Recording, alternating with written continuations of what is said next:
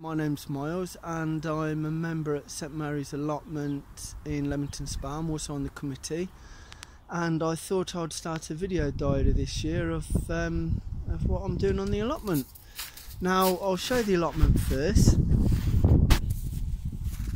This is my shed. It was my dad's shed. My dad gardened here for nearly 50 years and he recently passed away. So I've taken it on and I've painted it in gloss white, hopefully so it'll keep it alive a bit longer. It's actually probably at least 70 years old, because I remember when my dad took this on nearly 50 years ago, the shed was here then. So it must have been here a long time before my dad as well.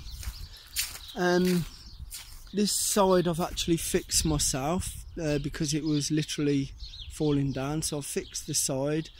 I've put a new roof on, which so far is okay, and I just need to tidy it up a bit inside. I've brought this wood in here so I can paint it. It needs to dry out, so hopefully that'll be dry soon. It's my dad's old chair.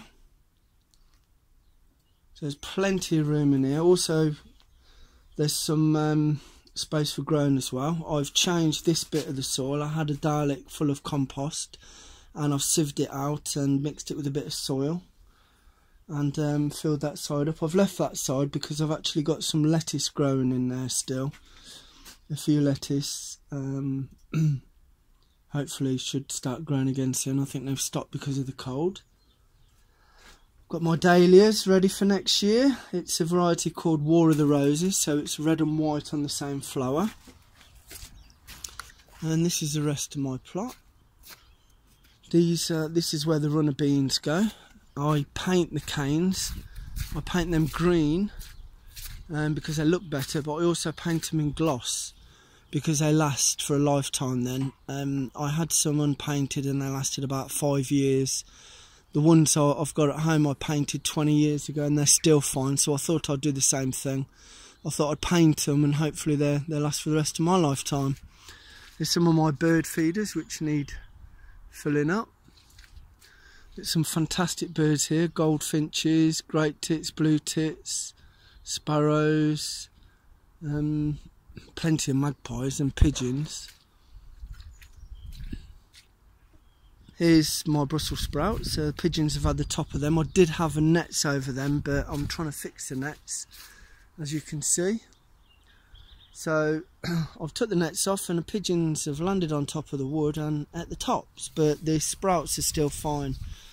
And if you notice, they haven't blown yet, and the reason is that the ground is very hardly packed. When I planted the Brussels sprouts, I actually used a sledgehammer to actually hammer the ground down so that the ground was nice and hard, and if you do that then your sprouts won't blow.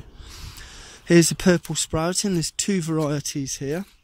Oh, by the way, the Brussels sprouts were called Maximus, which is the first time I've grown them, and it's a fantastic variety. Here are the Brussels sprouts. There are two varieties on here: Claret on the left hand side, and on the right hand side Rudolph. Now I've already been picking some Rudolph. Hopefully when they finish we'll be able to move on to the Claret then, because they're supposed to be ready in the next month or two, so they're a later variety than Rudolph. Behind we've got some winter cabbage, which the side was left open accidentally and the pigeon just walked in there and decided to eat most of the tops of them, as you can see, but they will recover and the rest of them are fine as well.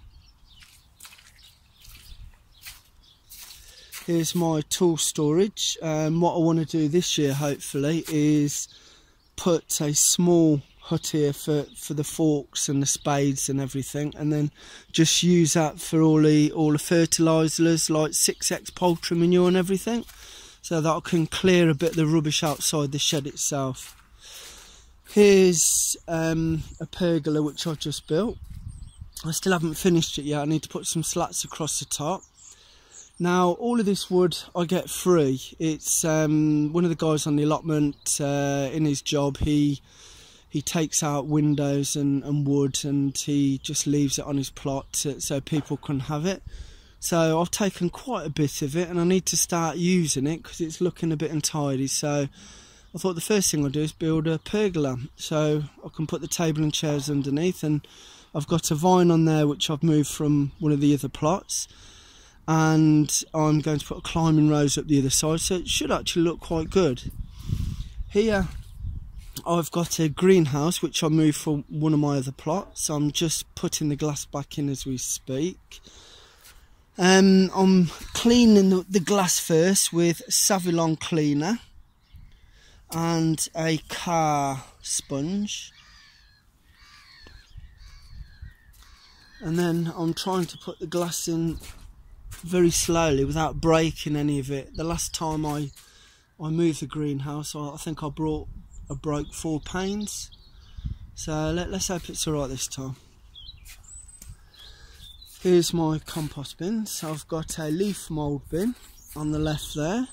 On the right in that dalek is farmyard manure, new stuff. What I'm doing is letting it rot down a bit, and then every time I put something in the big compost bins, and I put a bit of leaf mould and a bit of manure and mix it all together, and it should make fantastic compost, fantastic manure compost.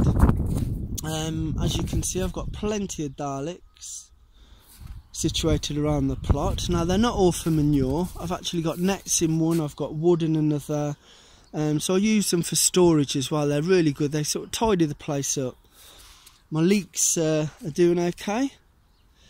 I've got some on my other plot as well. I've got 3 plots here at St Mary's. One I'm giving up because my dad recently passed away, and I'm taking his plot on full time now. I've been helping him for a few years anyway, because he was 87, so you know, he struggled the last few years. So I'm giving that one up. I'm going to do this one, and I've got a fruit plot next door as well, which hopefully my brother is going to take that on, and so it'll just leave me with this one, so I can concentrate on this one.